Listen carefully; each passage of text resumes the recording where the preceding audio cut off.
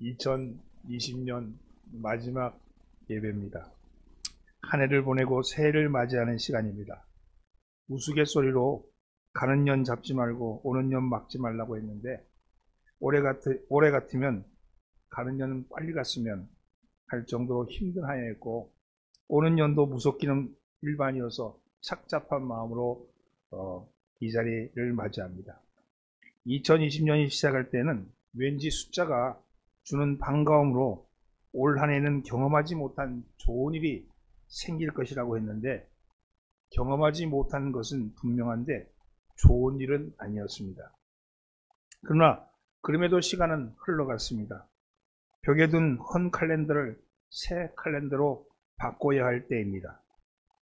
달력을 뜻하는 칼렌더는요, 이 어원이 차용증이라는 의미를 가진 라틴어 칼렌다리움에서 나왔습니다. 이 칼렌다리움은 채권, 차용증, 금전출납부 등 채무자와 채권자 간의 관계를 증명하는 문서의 통칭을 말할 때 그것이 칼렌다리움이었어요.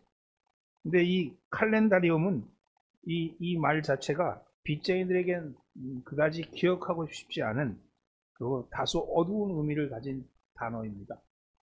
그런데 이 한 단어 속에 차용증, 그 차용증과 달력이라는 아주 매우 이질적인 그런 두 가지 의미가 함께 담겨 있었을까? 그것은요, 고대 로마의 특이한 관습법 때문이었습니다. 로마에서는 매년 매해 1월 1일이 되면 모든 로마 시민의 주민들이 광장에 모여서 신전에서 주관하는 의식을 치르면서 새 달력을 받았는데 그때 채권자와 채무자들이 모여서 기존의 채무 관계를 재조정하는 그런 관습이 있었습니다. 이것은 고대 그리스에서 넘어온 관습입니다.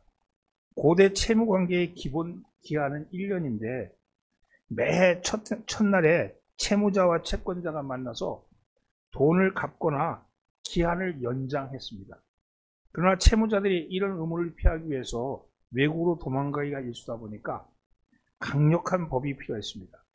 결국은 매 첫날 채무자들을 나오게 하기 위해서 이런 관습을 만들었다고 합니다.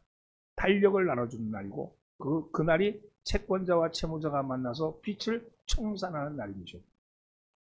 로마에서는 매 첫날 광장에 나와서 채권자와 채무자가 협상에 나서지 않으면 그 추방할 뿐만 아니라 로마 내에 있는 모든 재산을 동결시켜 버렸습니다. 강력한 법이죠. 그러니까 안 나갈 수가 없는 거죠.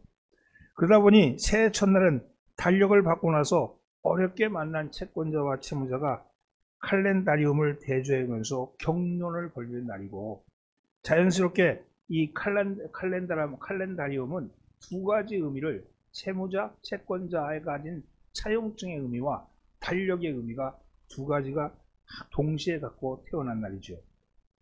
한 해가 저물고 새로운 칼렌더를 나누는 이 시기에 지나간 해에 묵은 빚, 마음의 앙금은 없는지 살펴서 사랑으로 또 화해로 용서로 묵은 빚 그리고 마음의 앙금은 다 털어버리는 그런 새해가 되었으면 합니다. 여러분 칼렌다리움, 칼렌더가 여러분에게 지급되면 여러분 앙금을 다 청산한다. 내가 교회 칼렌더를 새로 바꿔 걸면서 이전에 내가 마음에 남아있는 앙금들은 다 청산하고 새롭게 칼렌더를 건다 하는 그런 마음으로 칼렌더를 걸었으면 합니다.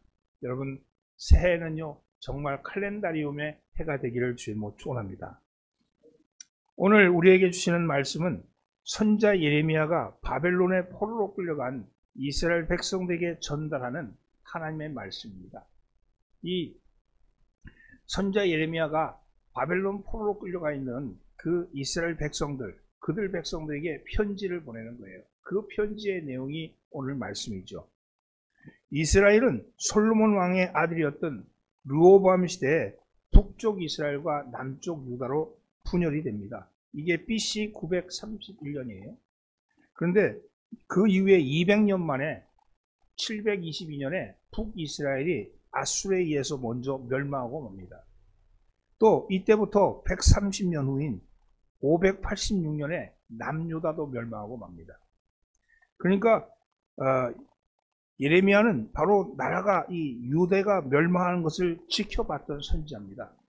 그런 열방에 대해서 하나님의 말씀을 전한 열방의 선지자일 뿐만 아니라 자기 나라가 망하고 백성이 파멸하는 것을 지켜봐야 했던, 그래서 눈물을 많이 흘려야 했던 그런 선지자였습니다. 그래서 이 예레미야의 별명이 눈물의 선지자다 하는 별명이 있는 것이죠.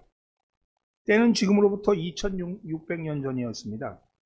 당시는 이스라엘의 남왕국이었던 유다가 망하기 10년 전, 그러니까 여호야긴이 왕이 된 지 3개월 이 된 때에 바벨론으로 끌려갑니다. 그러면서 바벨론에서는 꼭두각시로 시드기야로 왕을 세우죠. 그가 유대의 마지막 왕입니다. 그 시드기야 왕이 통치할 때 일이었습니다. 오늘 말씀은 선자 예레미야가 바벨론 왕이었던 느부갓네살이 예루살렘에서 바벨론으로 포로로 끌어간 그 포로들에게 보낸 편지입니다. 남유다가 바벨론에 멸망할 때 하나님의 백성들이 크게 3차례 포로로 잡혀갔는데 1차 때는요, BC 605년 여호야김 왕 때였습니다. 이때 다니엘 등 귀족의 자제들이 주로 포로로 끌려왔습니다. 자식들을 먼저 끌고 가잖아요. 그 홀모로산 뒤에서. 그렇게 끌려갔고, 2차 때는 한번 다 8, 7, 6, 5, 4, 3, 1. 예, 2021년입니다. 옆에 있는 사람 인사는 새해 복 많이 받으세요. 예. 여러분 2021년에 다리를 넘어왔습니다. 이제 2020년 지나갔고 이제부터는 새해 말씀이에요. 새해 말씀입니다. 남유다가 바벨론에게 멸망당할 때 하나님의 백성들은 3차례에 걸쳐서 포로로 끌려갔는데 1차는 605년 여호야김 왕 때였습니다. 이때는 주로 귀족의 자제들이 주로 끌려갔어요. 왜냐하면 우리도 옛날에 몽골이 와가지고 우리를 끌고 갈 때 왕을 끌고 가는 게 아니고 자식들을 끌고 가잖아요. 그래서 볼모로 끌고 갔습니다. 이게 1차 때, 이때 다니엘이 끌려갑니다. 그리고 2차 때가 BC 597년, 그러니까 8년 후죠. 8년 후에 또 한 차례 끌려가는데 이때 여고니아 왕과 왕후와 궁중의 내시와 그리고 유다와 예루살렘의 고관들과 기능궁들과 토공들이 포로로 끌어갑니다. 이때는 이제 왕족들을 끌고 가는 거예요. 왕족들과 귀족들을 끌고 갑니다. 거기에 누굴 끌고 가냐면 기능공들, 이게 기술자들 있잖아요. 그 기술자들을 다 끌고 갑니다.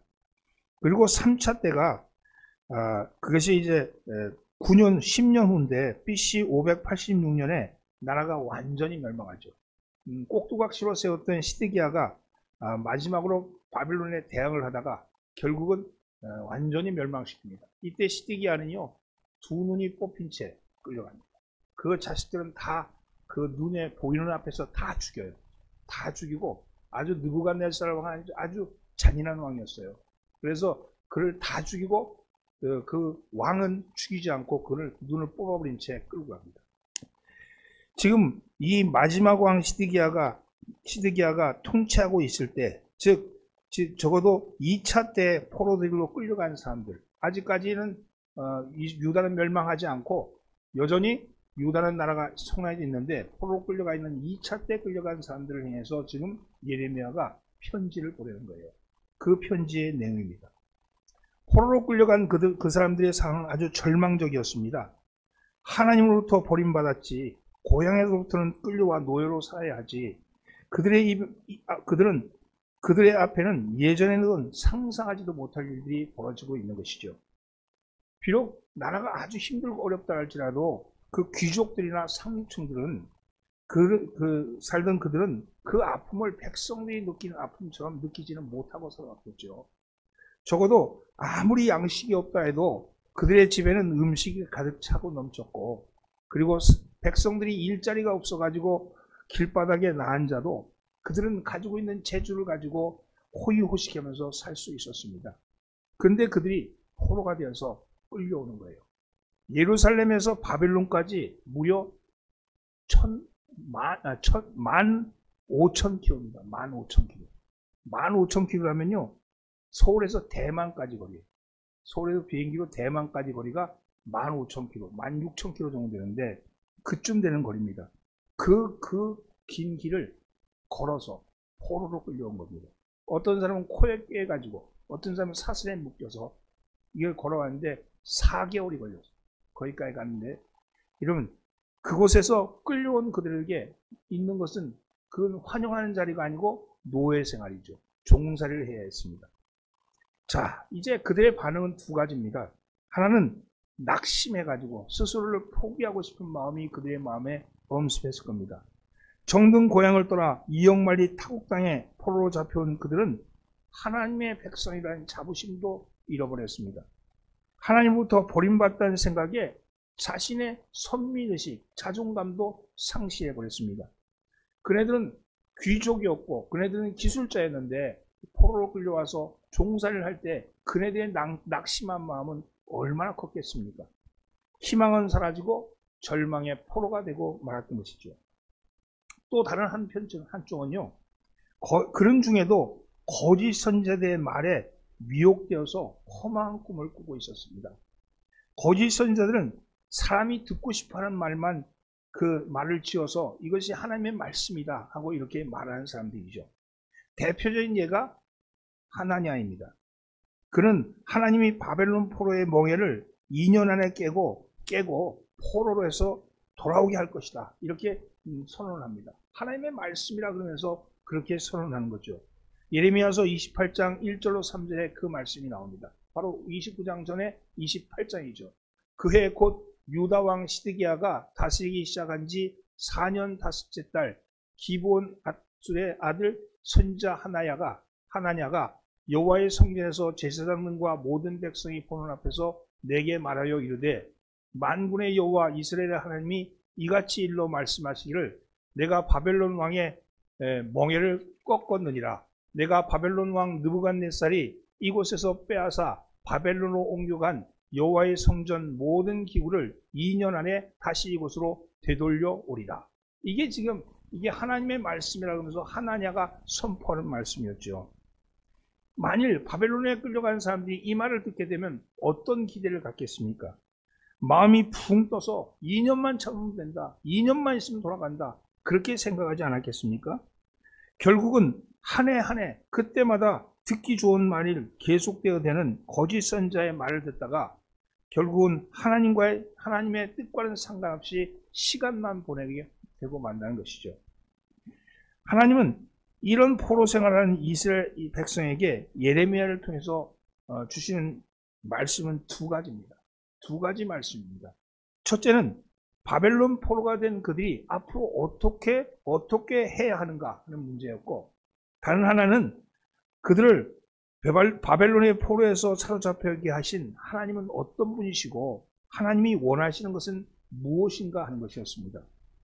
먼저 어떻게 살아야 하는가 하는 말씀이죠. 포로로 끌려간 그들을 향해서 어떻게 살아야 할 것인가를 가르쳐주고 있습니다. 그것이 이사야서 29장 5절로 6절 말씀입니다. 너희는 집을 짓고 거기에 살며 텃밭을 만들고 그 열매를 먹으라. 아내를 맞이하여 자식을 낳으며 너희 아들이 아내를 맞이하며 너희 딸들이 남편을 맞아 그들로 자식을 낳게 하여 너희가 거기에서 번성하고 줄어들지 아니하게 하라. 이게 이사야가 하는 말씀입니다. 그 말은 그 땅에서 돌아올 생각하지 말고 정착해라. 그곳에서 살아라. 그 얘기하는 거죠. 집을 짓고 텃밭을 만들고 그 열매를 먹고 결혼도 하고 아들, 딸도 낳고 그 아들, 딸들도 장가를 들어서 자녀를 많이 낳아라. 이렇게 말하는 거예요. 거기에서 번성하고 수가 줄어들지 않게 하라는 겁니다. 이걸 한마디로 말하면 다음 세대를 준비해라. 이 말씀입니다. 이 백성들은 내일이라도 내년이라도 후년이라도 5년 후라도 돌아갈 수 있으면 좋겠다고 생각하면서 어떻게 하든지 고향을 향해서 마음을 두고 있는 이들을 향해서 아니다. 너희는 거기서 살아라. 너희는 거기서 자식도 낳고 자식이 결혼도 시키고 그래서 거기서 번성해라. 이렇게 말씀하는 거예요. 그 얘기는 다음 세대를 보자. 너희 세대는 아니다. 이렇게 말씀하는 거죠. 왜 이렇게 해야 합니까? 그들이 준비한 다음 세대가 죄악으로 망해버린 하나님의 백성을 다시 이어가는 씨앗이 되게 해야 하기 때문입니다. 희망의 걸음이 되게 해야 하기 때문입니다. 하나님께서 그들을 바벨론에 잡혀가게 하신 것도 바로 이런 뜻이 있었기 때문입니다. 만일 그들의 죄악대로 하나님께서 심판하셨더라면 그들은 다 죽고 멸망해야 했습니다. 그러나 하나님께서 긍휼을 베푸신 거예요. 다시 한번 기회를 준 것이죠. 그것이 그들이 포로가 되게 하신 이유였습니다. 그리고 그들에게 포로된 그 땅에서 다음 세대를 준비하라. 이렇게 말씀하는 겁니다. 그래서 자신들이 지난날 하나님을 버리고 우상을 숭배한 악을 행한 것 같이 그렇게 하지 않을 다음 세대, 악을 행하지 않을 다음 세대, 하나님을 온 마음으로 사랑하고 섬길 다음 세대를 다시 준비해야 한다. 이렇게 말씀합니다. 하나님이 말씀하신 모든 저주가 아닌 모든 축복을 누리며 살아갈 거룩한 나라, 거룩한 백성, 제사장 나라, 거룩한 백성이 온 세상을 섬길 그런 다음 세대를 준비하라. 이 말씀이거든요. 사랑하는 성도들은 하나님은 오늘 우리에게도 내일을 준비하라고 말씀하십니다. 코로나19로 말미암아 모이기를 패하고 찬양이 그친 텅 빈 예배당에 주저앉아 탄식만 하지 말고 내일을 준비하라. 이렇게 말씀합니다.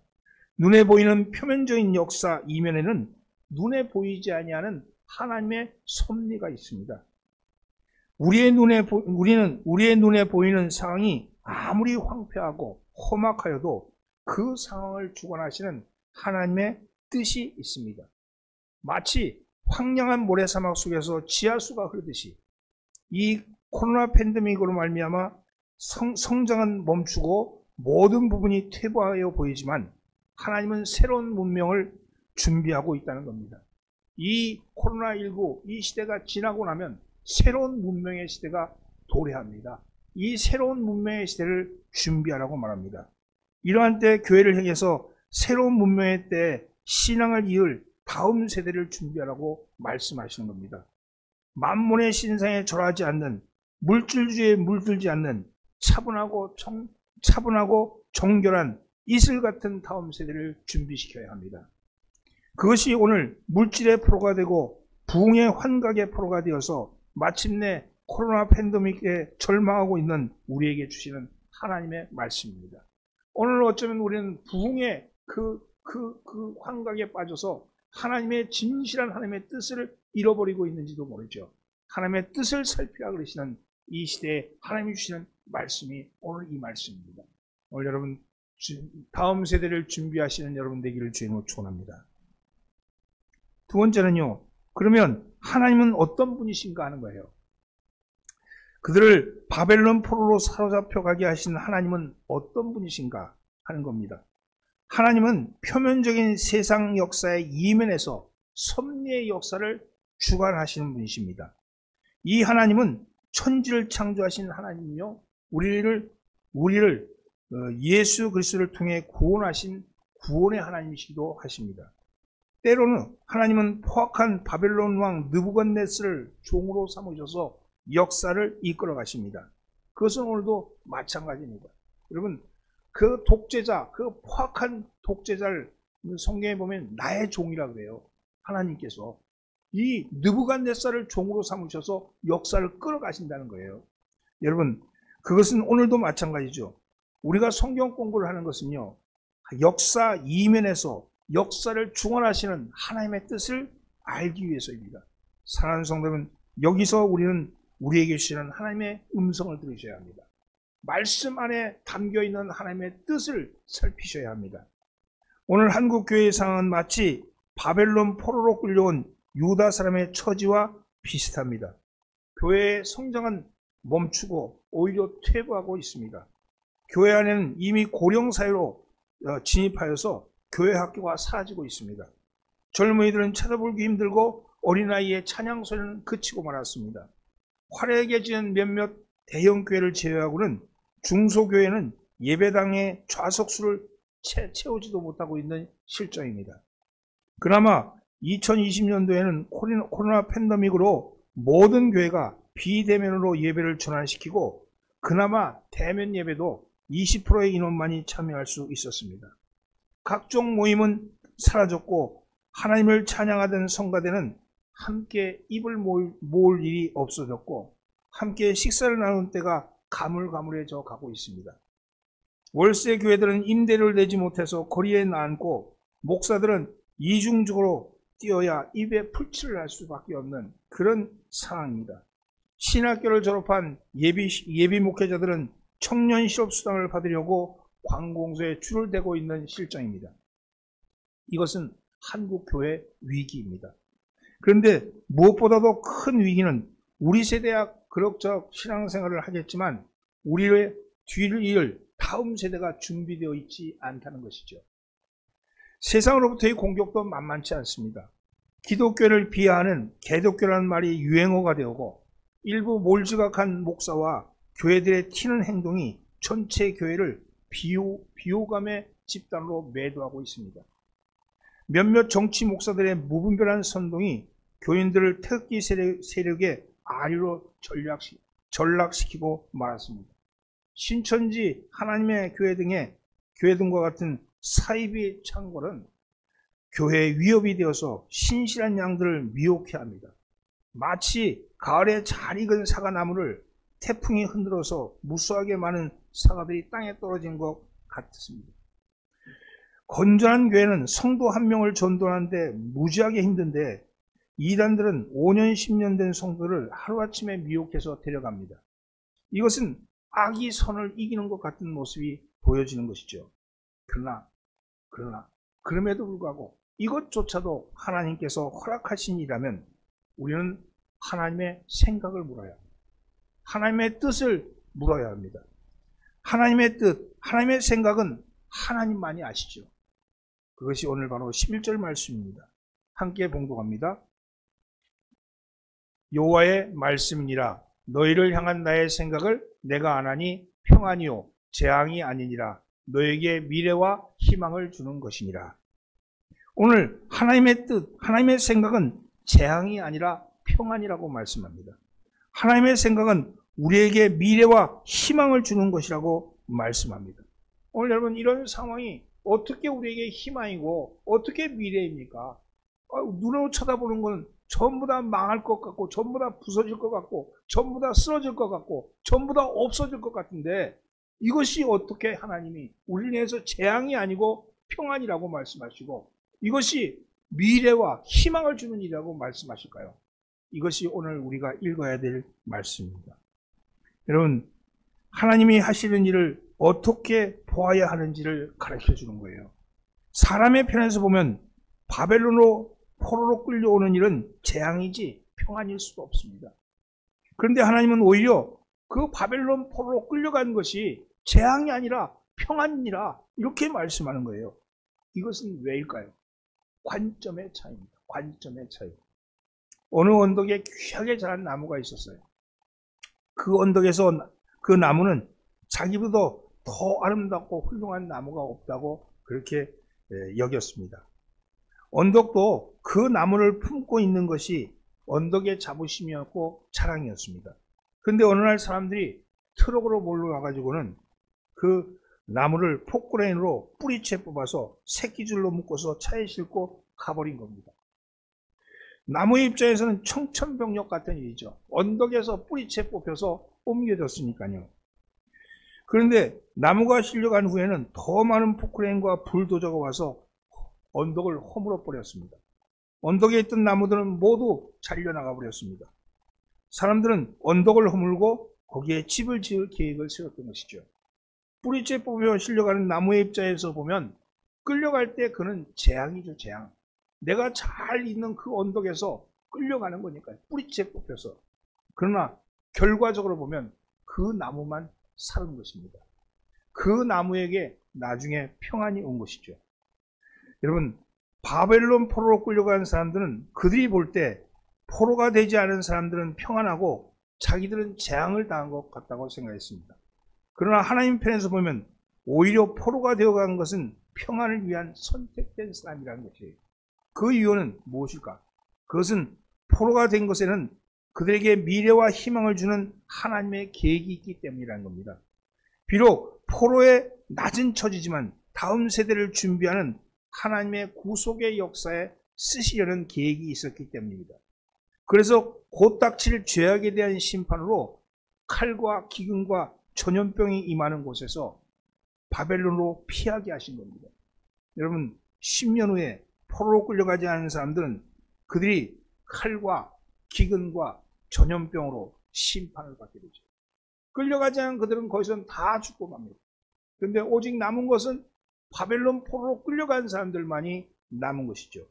결과적으로 보면 포로로 끌려간 그것이 선택받은 일이었다. 그것이 선택받은 일이었다. 이렇게 말씀합니다. 사랑하는 성도 여러분, 우리는 한 치 앞도 볼 수 없는 사람들입니다. 그래서 지금 당하는 당면한 문제에 울고 울고 합니다. 지금 웃는 것이 어떤 결과를 가져올지, 지금 우리가 원통해 하는 일이 또 어떤 결말을 볼지 우리는 아무도 알 수 없습니다. 그래서 그렇기 때문에 우리가 일희일비하죠.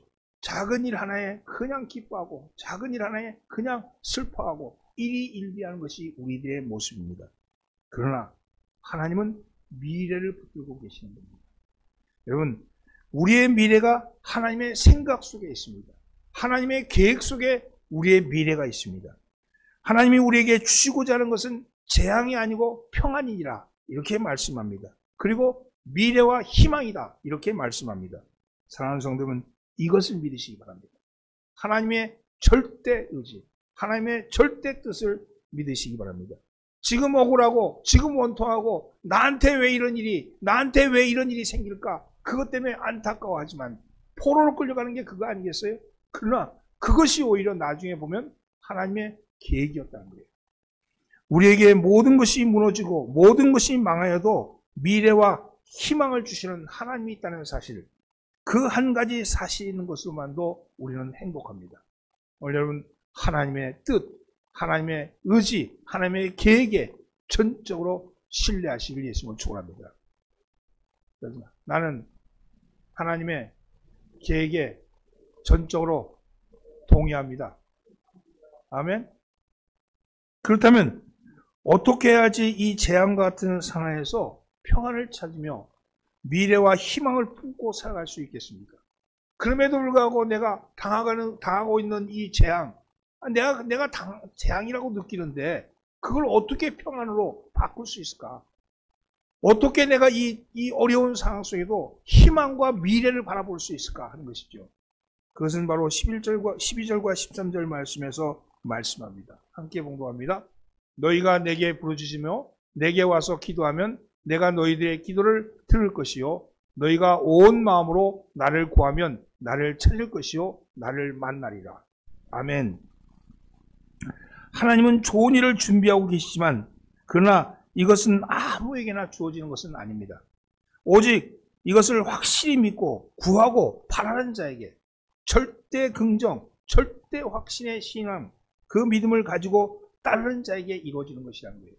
오늘 여러분, 우리가 신앙생활을 하면서 여러분 이리 갈까 저리 갈까 흔들흔들 하지 말고 절대 긍정, 절대 믿음, 여러분 하나님을 절대 믿는 믿음을 가지고 쓰셔야 한다는 겁니다. 같은 것을 보아도 어떻게 보느냐에 따라서 그 사람의 미래가 달라지는 겁니다. 지그 지글러라는 사람이 쓴 See You at the Top이라는 그런 책에서는 이런 재미있는 표현을 하고 있습니다. 거리에는 신호등이 많이 달려있지 않습니까? 근데 여러분, 이 신호등이 왜 거기에 달려있다고 생각하십니까? 지그 지글러의 관찰에 의하면 이 신호등을 바라보는 사람들은 두 종류의 사람이 있다고 합니다. 그 하나는 신호등이 멈추라고 하는 정지 신호로 이해하는 사람이 있고, 또 다른 사람은 그것이 나를 안전하게 가라고 하는 전진 신호로 이해하는 사람이 있다는 거예요. 여러분, 신호등이 정지 신호냐 아니면 전진 신호냐, 이것은 어떻게 생각하느냐에 따라서 달라진다는 거예요. 정지 신호로 이해하는 사람들은 신호등이 나타날 때마다 짜증과 그리고 좌절을 느끼지만 전진 신호다 이렇게 바라보는 사람에게는 오히려 안전과 보호로 느껴지기 때문이라는 겁니다. 여러분, 그래서 적극적인 생활을 하는 사람들은 이 신호등이 나를 가게 하는데 정지하는 신호가 아니고 나를 안전하게 출발하게 하는 신호다 이렇게 바라본다는 거예요. 여러분, 우리가 당하는 어려움과 역경도 이 신호등과 마찬가지입니다. 여기서 여러분 스스로 한번 물어보십시오. 여러분을 이것을 서라고 하는 정지 신호로 보고 있습니까? 아니면 안전하게 앞으로 나가게 하는 전진 신호도 보고 있습니까? 우리가 길을 가다가 붉은 신호등을 만나면 그 자리에서 푸른 신호등이 켜지기를 기다려야 합니다. 그런데 반드시 푸른 신호등이 켜질 것이라는 믿음이 있어야만이 기다릴 수 있는 거죠. 저 붉은 신호등이 영원히 붉은 신호등으로 남아있을 거다. 그러면 기다릴 수가 없는 거잖아요. 근데 붉은 신호등은 언제든지 푸른 신호등으로 바뀔 것이다 하는 그런 기대가 있고 그런 미래를 알고 있으면 그러면 그 붉은 신호등이 그렇게 답답하게만 느껴지지 않는다는 겁니다. 사랑하는 성도 여러분, 우리의 생활 속에도 붉은 신호등이 켜질 때가 있습니다. 그러나 여러분, 붉은 신호등이 켜지면 곧 푸른 신호등이 켜질 것이라는 희망을 가지고 믿음을 가지고 이러면 살아갈 때 전진할 수 있는 것이죠. 오늘 여러분, 좋으신 하나님은 언제나 오르신 분입니다. 여러분, 좋으신 하나님, 오르신 하나님만을 바라보시기 바랍니다.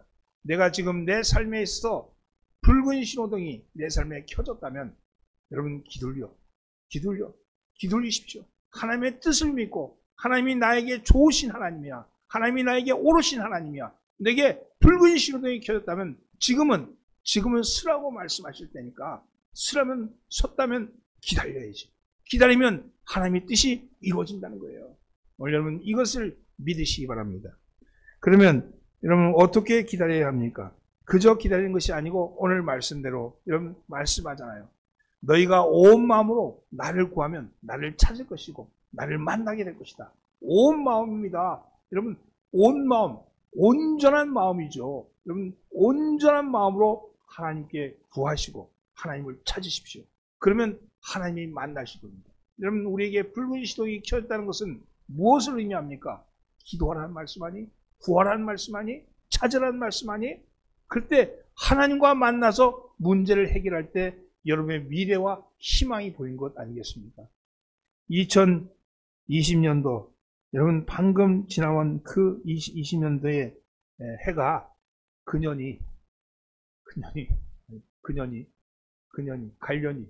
간년이 여러분 그 해가 우리에게 상처만 주었고 우리에게 좌절만 남겨주었다면 새로운 해 여러분 그 역경의 시절이 있었기 때문에 오늘 미래를 바라볼 수 있는 것 아니겠습니까?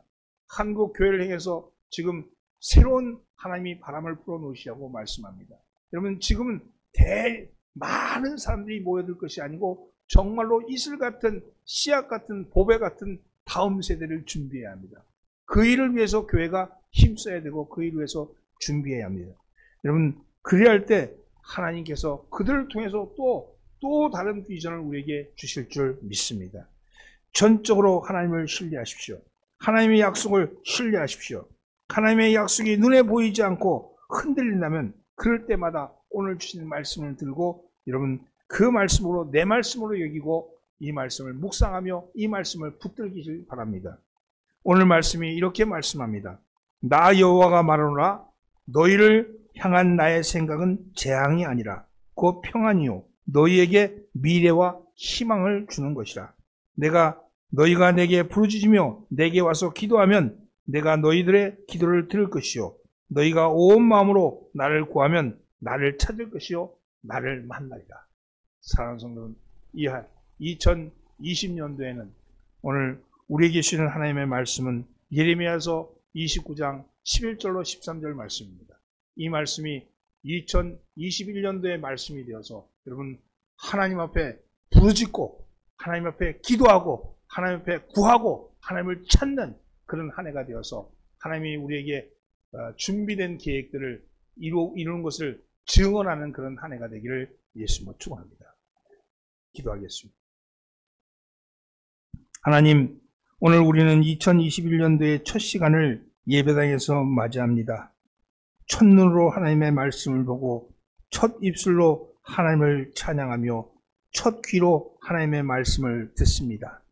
이 시간 하나님의 생각을 보고 들었사오니 저희로 마음의 희망을 품게 하옵소서. 불안과 공포가 지배하는 이 땅에서 하나님이 우리의 아버지임을 굳게 믿고 하나님의 뜻을 부르짖고 구하고 찾고 만나게 하여 주옵소서. 선하신 아버지 하나님, 하나님이 우리를 향해 세우던 그 계획을 기쁘게 우리가 받아들이게 하옵소서.